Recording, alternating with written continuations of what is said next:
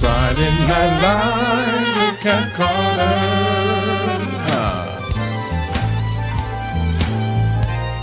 Get ready, set, let's go.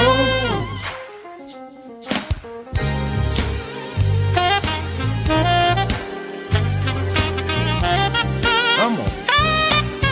It's Friday night. It's Friday Night Live. It's Friday night. It's Friday night with Cat Carter. It's Friday night. Hey, welcome to Friday Night Live. I am your host, Kat Carter. How is everybody doing this evening? OMG. If y'all are here tonight, y'all are in for some great, rich, informative information. I have Dr. Ojiako. She's here. Oh my goodness. And I'm just so honored and excited to have her on the show. So let me tell you a little bit about the show, and I'm going to bring her right on in, and we're going to get this ball rolling. So Friday Night Live is a positive platform where we come to inform, innovate, and inspire. Yes. All right. And then I want to let you all know that we are now on LinkedIn. We are streaming live on LinkedIn actually today. So we are now on Facebook, YouTube, Twitch, and LinkedIn. Oh my goodness. We're just moving right along, aren't we, Cheryl? Wow. Yes. All right. So let me tell you a little bit about Dr. Ojiako, and then I'm going to bring her on. Dr. Ojiako is the founder of Gibraltar Medical, which is a 501c3 nonprofit organization and creator of the popular free health care app, Melanin Medical Specialties, which is available on Apple and Google. So, the goal of this app is to have a comprehensive list of Black healthcare professionals in the nations and connect the mentees to mentors. She has worked with Advocate Health for the past 19 years in the area of hospice and palliative medicine. Please welcome to Friday Night Live, Dr. Ojiako. I'm just so excited. I don't even know what to do.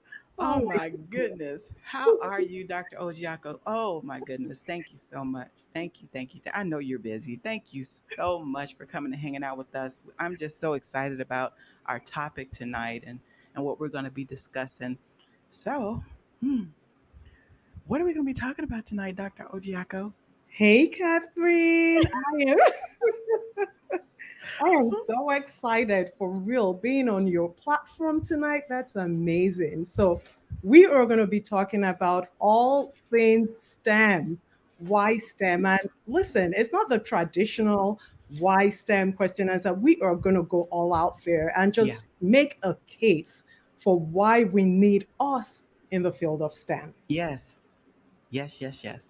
All Yes. right. So I'm gonna sit back and let you go ahead and tell us a little bit about it. I want to remind the viewers, if you have any questions, feel free to put them in the comments, and Dr. Ojiako will try to get as many of them as we can. All right. Yeah. Okay. So um, let's see. You gotta get the PowerPoint up. Let's see. Okay. So before we get started, and just a shout out to everyone who's watching right now. If you have family, if you have children, students who are kind of thinking of STEM, this right here is the place to be. So pull up Yes. your phones, let them know, send them a text. Come on, come join Friday Night Live with Kat. Okay. Okay. Yes. Go. I All want to right. do That it is. well. Yeah. Okay. All right. So let's go ahead and get started. We've taken a few minutes, but let's go to the next page. We're talking about STEM, all things STEM today. And let's go back over 50 years ago. Martin Luther King Jr. said, of all the forms of inequality, injustice in healthcare is the most shocking and inhumane. And guess what? Over 50 years later, we're still having that conversation in the greatest nation in the world, United States of America. Next slide. I'm a physician with Advocate Health. October is going to make it 20 years. And guess what? Every time I walk into a room and the patient looks like me in terms of, racial tones, I see them just almost relax, like, oh, okay. The conversation is deeper, there's that bonding. And at the end of the visit, many times, 9 out of 10, they will say to me, they'll have a question: do you have a clinic outside here where I can see you? And then the other thing is, if they don't have their children, they're depending on where I see my patients. I'll hear them say, man, I wish my children could meet you. Or if they have their children there, the conversation goes off on a different tangent where we talk about, things they're thinking about pursuing, and letting them know that it's all out there available for them. Next. So in 2018, what was one of the things that made me decide to go on this journey to founding my own nonprofit organization? In 2018, I had a license that I had to renew. And, I chose a location to renew that license. And right off the bat, they said everyone in this renewal cycle is all going to be physicians. So I knew that walking in. I go in there are about 30 of us. And one thing you're going to find out, remember, we're talking about YSTEM, is the higher you go, the less people that look like us that you see. So when I walked in there was nothing unusual. I was the only person, fine. So it was broken up into a theory, where we talk about things, conversations, and then a practical part of it. So we did the conversations, and then we had to go to do the practical, and it was broken up into about 3 groups. And in each group, there might have been 10 people. So I'm in my group, smack in the middle of everyone. And the first person goes on, second, 3, 4, 5. I'm number 5 or 6. And when it comes to my turn to do the practical aspect, the lady looks at me and she says to me, "Are you a doctor?" And I thought to myself, no other person had been asked that question. At that time, I wasn't even thinking too much, but later I remembered they said it was a physician-only class. So I looked at her and said, yes, I am. And I went on to do my practical. And then I stopped. I was a little older then, way back when I wouldn't have, tried to kick the bucket. But this time I stopped a little bit and started to look to see what was different about me that I got that question. Now, would any other person in the group be asked the same question? So they went on, boom, boom, boom, all the way to the 10th person. No one got that question. It was just like, then as she was doing this, I said, okay, maybe they have name tags and I don't have mine. Maybe that's what it is. So I looked through. Only one person had their name tag. And the reason I knew it was a name tag was I knew what our name tags looked like. That guy had it tucked into his pocket. You couldn't see it. You could just see the upper part of it. And because I knew what it looked like, I knew it was a name tag, but that was the only person in our group. Then I thought, maybe it's the way we're dressed. I had on a pair of denims, a nice shirt. I looked around. Some people, looked like they had rolled out of bed. And nothing wrong with that. It was a Saturday. It was, a course you were doing in your off time.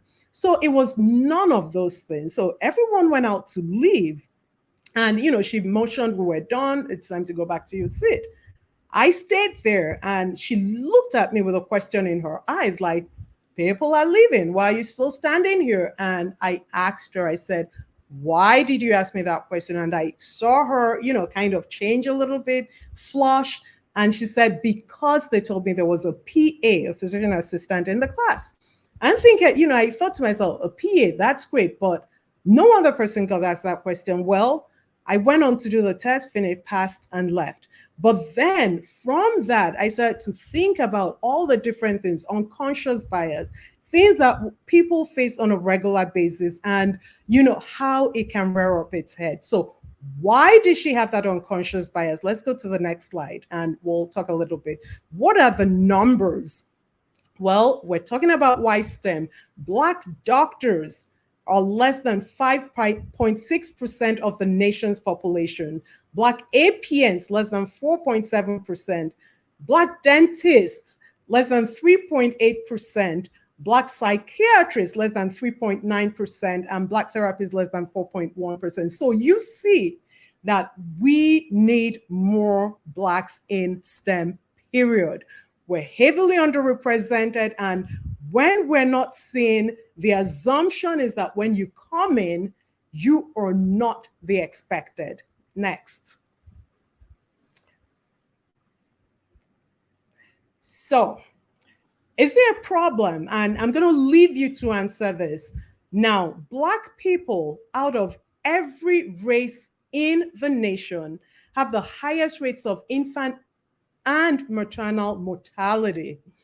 I'm going to share the story of Shalon Irvin. She was a Johns Hopkins Bloomberg School of Public Health alumni. She was an epidemiologist at the CDC, and she was working on a research aimed to address health disparities in the nation. Well, 3 weeks after giving birth to her daughter Solel in 2017, she died. Prior to that, she had had a cesarean section, she had had high blood pressures, had severe headaches, swelling at the CS site, and lower extremity swelling. And she had gone many times to the hospital. And each time they sent her back home saying, oh, it's normal signs of, people postpartum. And eventually she slumped in her kitchen floor and eventually died. Well, she had private health insurance. She was educated. She had everything that, you will think, quote unquote, that you needed to be taken, just to have your concerns heard and be evaluated. But everything she had did not protect her from some of the things that we as Black people experience in the nation. Next. Now, why STEM?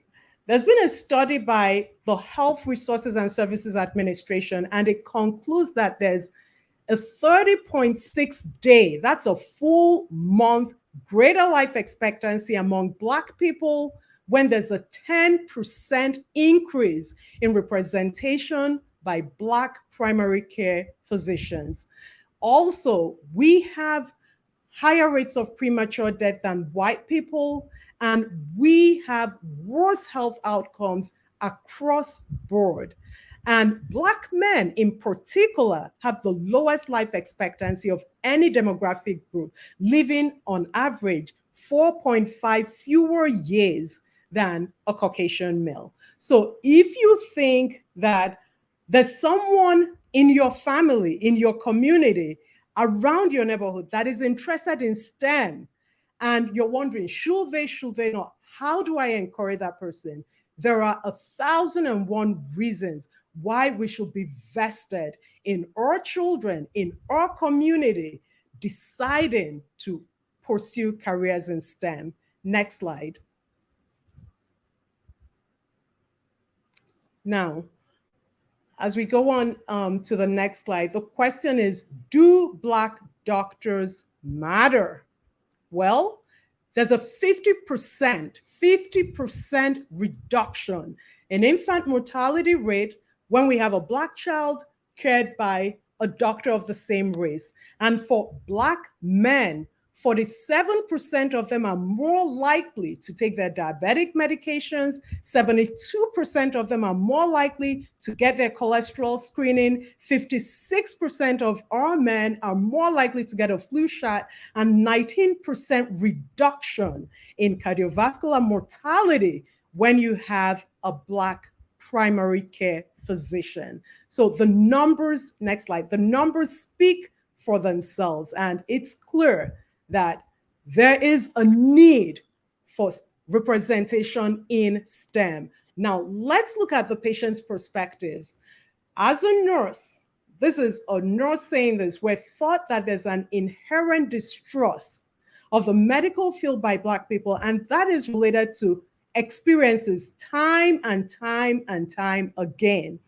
A lot of us on this platform, I'm sure we've heard of the Tuskegee experiment, where Black patients who had syphilis went in thinking they were being treated for syphilis, but they were being given placebos, not treated, and being watched to see the effect of severe syphilis. And, this wasn't found out until way later. What about Henrietta Lacks, the woman whose stem cells were used, reproduced, and she did not know about it? She went in for a routine procedure, not routine, but she went in for a health procedure, left, and her stem cells were harvested and used. So there is a reason why time and time again, Black people really are defensive and questioning the system. Next slide.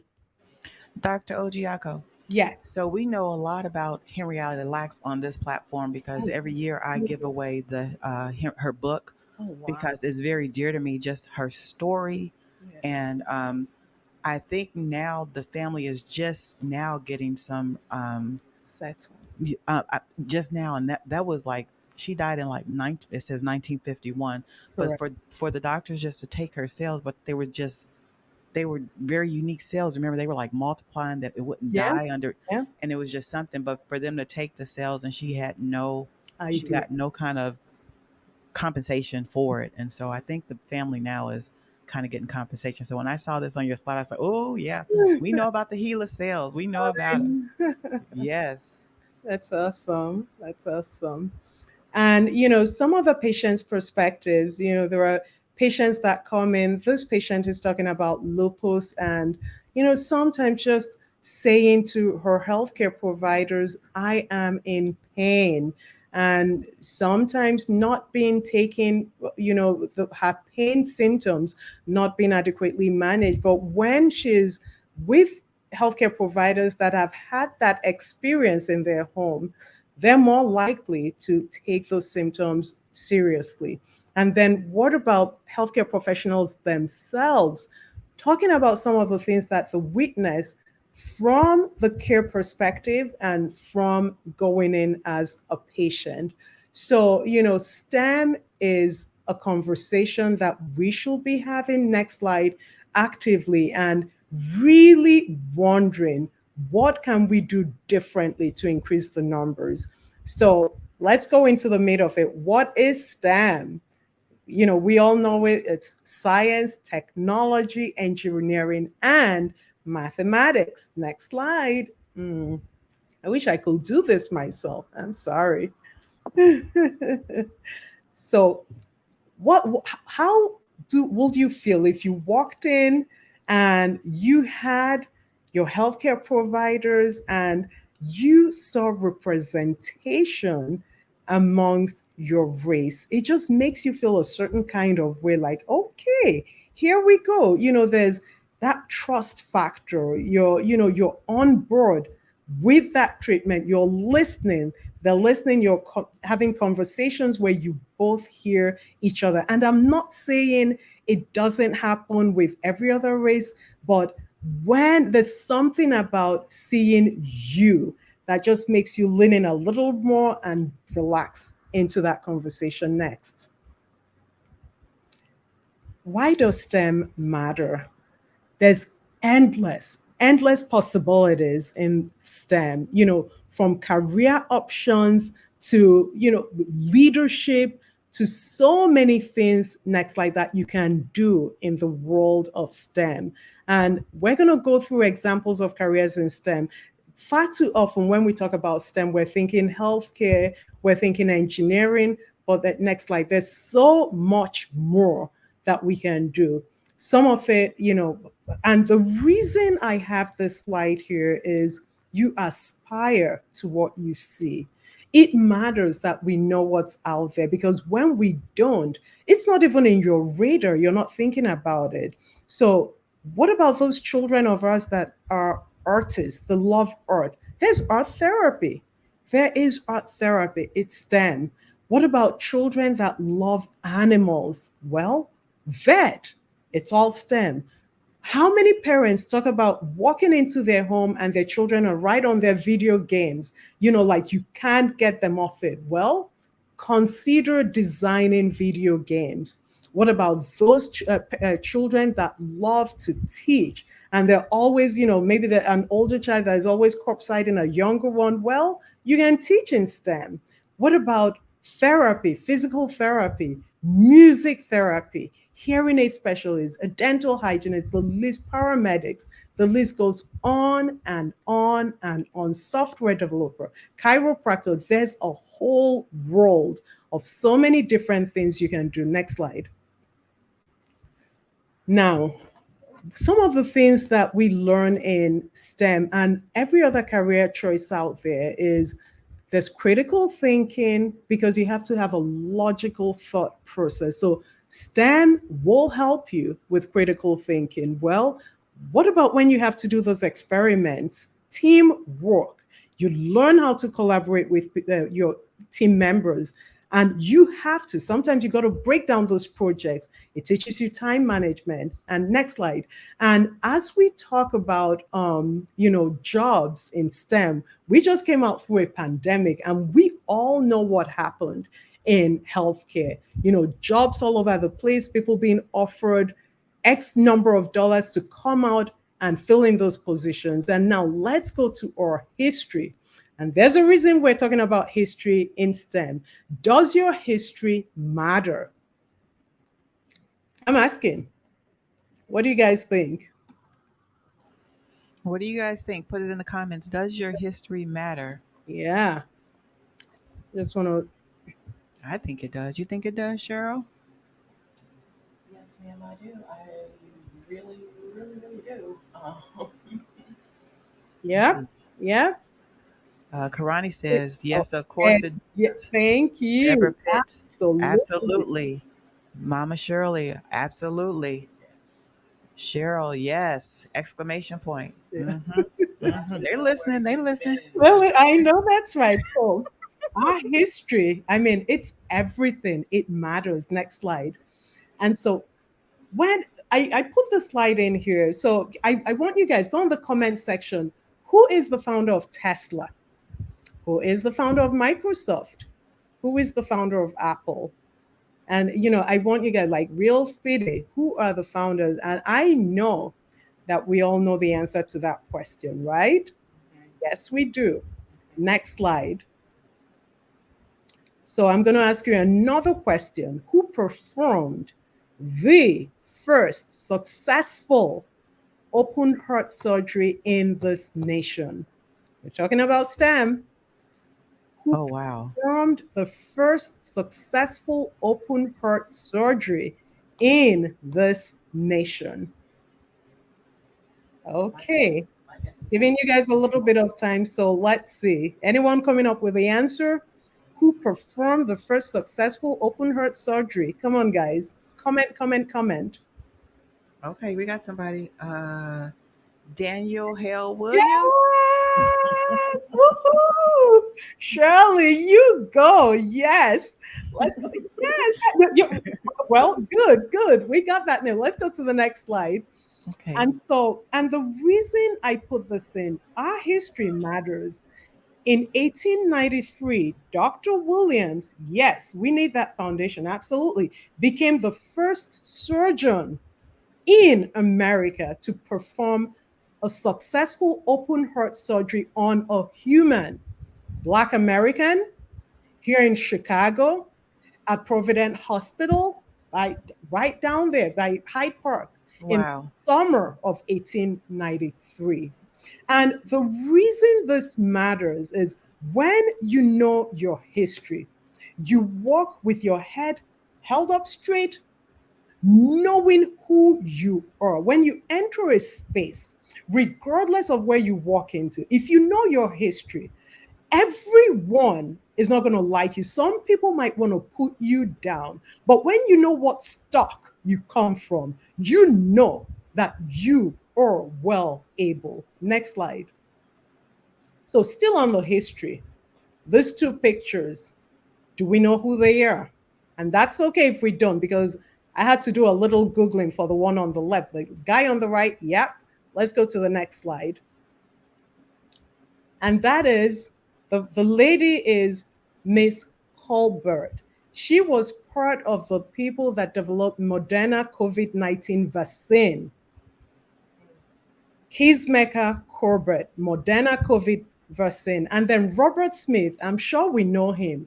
Remember a couple of years ago where he was asked to give the speech, I think it was for Morehouse College, and he ended up paying all the student debt. I remember that. Yes, that's him, Robert F. Smith, the founder, chairman, and CEO of Vista Equity. So it matters. History, history, history. And in the world of today, where, let's go back a little bit. I'm Yeah, sorry. you're right. You're right. You're fine. And in the world of today, where everything is available to us on Google, I want to encourage everyone listening today, once a month at the minimum, learn something about Black history, something that empowers you, something that encourages you along your journey. Next slide. So, STEM, was it easy? Is it going to be easy? Absolutely not.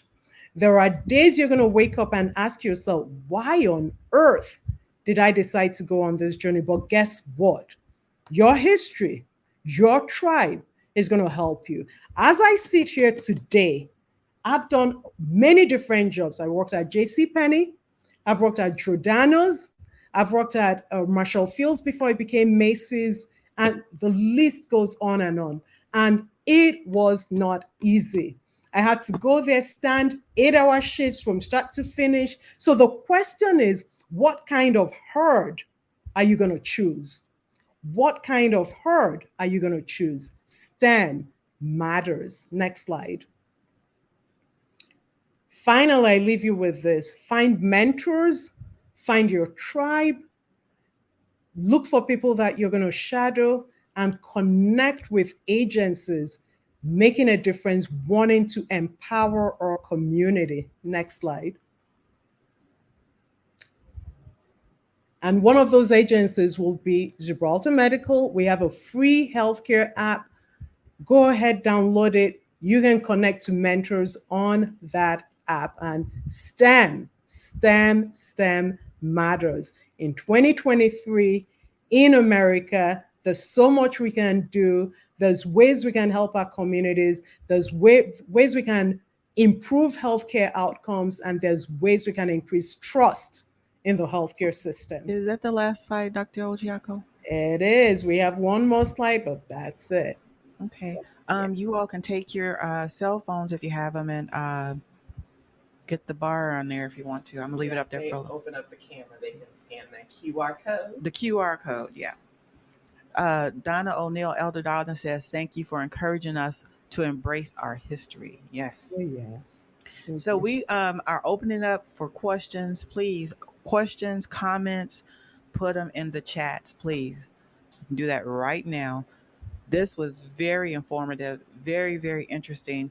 Um, um, I'm not sure what that means. Okay, so this was very, very, very, very informative, and I was very taken back by the statistics of when you look at the different, when you look at the doctors and stuff. Yeah. That was very alarming, and also when you talked about the men and how just having a doctor that was the same race as them, it increased the numbers. I thought that was very interesting as well. Yes, they are enjoying this. Look at this. Look at this. Look at this.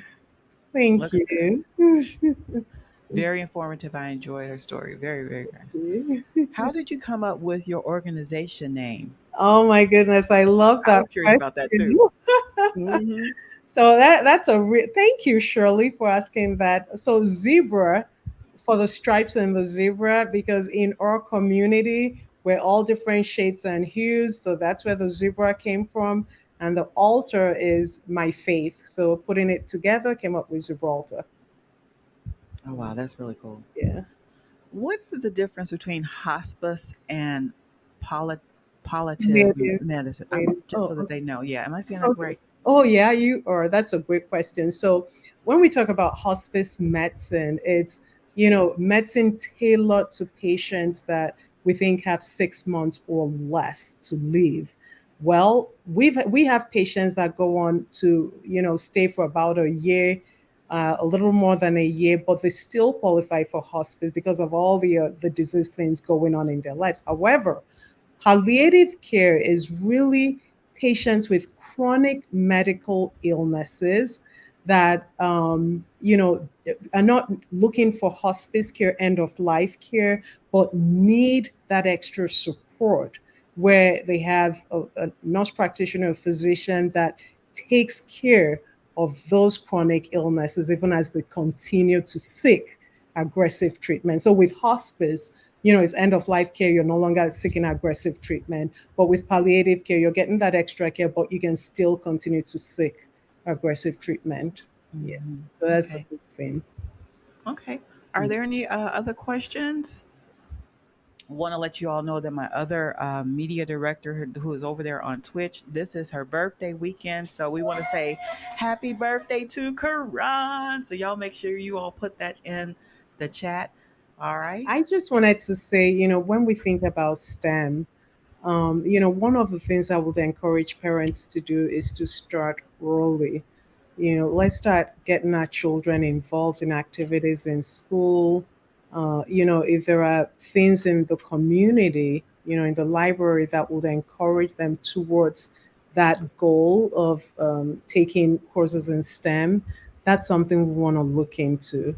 And, just doing that a little at a time will help our children generate that interest and see that there are options to them in the field of STEM.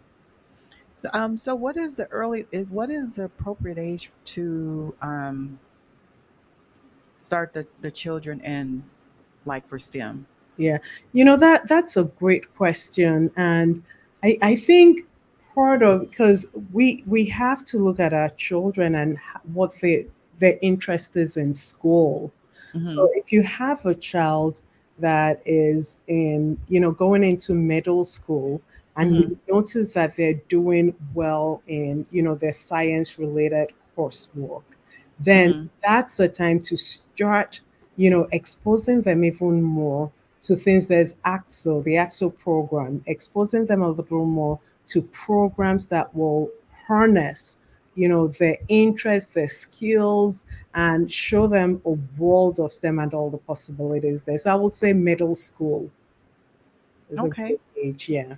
I think that I could have been a STEM baby. I don't think I started off in science, but definitely when I went to college, I was biology major, pre med, Okay. biological science. I was all in there doing all of that stuff. One thing I can say that it has been very rewarding. It has definitely increased my critical thinking. I'll tell you that. Just the problem solving and the research and everything, and I can see how it has helped me to be a better thinker about things. Just being able to critically think about those things in my discipline helps me in my regular life, just in regular things, because I kind of trained my brain, if that makes sense. Yeah. So, Yeah. yeah, you Yeah. know who that was? I think I do, but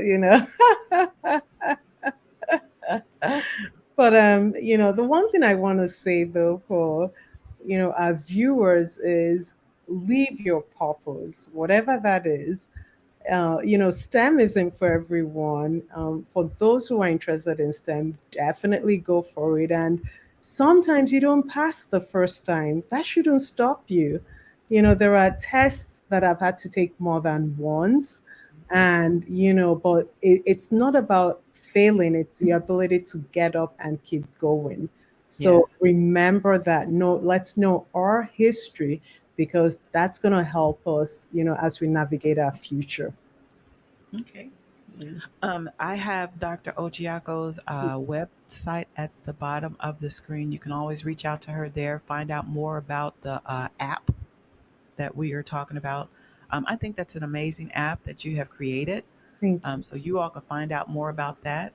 Um, all right. I don't think I have any more questions. So what did you all think about the podcast tonight? I was like, whoa, this was good. Oh my goodness. This was really, really good. I mean, this is one of the topics that you don't hear discussed a lot. I mean, you see, well, we can see it because we're in the field, but it's not on the forefront and it's not talked about. And I wonder if there a cause for concern because we don't attract a lot of students or a lot of kids to go into STEM. Like, what does that mean for our future? I mean, what is that as African Americans? I know STEM as a whole even with that, as I was reading it just to prepare for this, STEM careers help us to be competitive with other countries. So it's major. It's a major thing. Let me see. Much needed topic, Dr. Ojiako. Yeah. You Do know, you know who that is? Ochi On. Am I saying it right? I I know who that is, but she's a friend of mine. Thank you for jumping up Yes, into yes, yes. it, leaving that comment. But what I did want to say, Catherine, is that currently in America, less than 7% of Black college students graduate with degrees in STEM. So, piggybacking on what you said, you are spot on. It's a crisis at this point. And, when we look at the future of STEM, when we look at where we're headed as a nation, as a world, STEM is at the forefront. And Hmm. if we want to stay competitive, not just as a nation, but in our communities, we have to be intentional about having conversations like this, but even doing more than the conversation, going out there to schools, to community, our churches, and letting families know there's space for us in science, there's space for us in STEM, and our children who are interested in it, let's empower them, give them the tools they need to go out there and succeed. And the other thing I want to say is why this matters. When we talk about that, that's why the app is so relevant. Yes. When you go on the app, you're going to see a variety of Black healthcare professionals. You're going to see their pictures on the app. You're going to see the success tips that they leave. And for those who have a mentor badge, you can email them through the app and get your questions answered on STEM and career options. And what does that do? It matters that we see ourselves. Representation will always matter. When you go out to the hospitals, we talked about this. There are pictures and pictures on the walls of the hospitals. Far too often, you will not see someone from our race in on those pictures on those walls. And what that does is for people who are not in the field, when you don't see yourself, it's something you're not considering. So Yeah. less than 7% of Black college students graduating with degrees in STEM, I think it's a national crisis. And we have to be intentional about doing whatever we can to change those numbers. Yes, yes. Elder O'Neill says programs like yours is richly needed because our culture is fading or falling behind.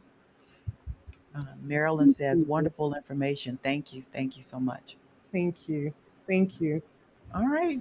Well, if there are no more questions, we want to definitely thank you, Dr. Ojiako, for giving of your time and coming and hanging out with us on the show. Oh my goodness, I know that you're very busy and you could have been doing anything else but hanging out with me, but we really appreciate you coming and explaining to us the importance of STEM, especially in the African American community and the crisis of we need to encourage, especially if we have a young one that really likes those areas, to really push them and mold them and help them to be STEM students.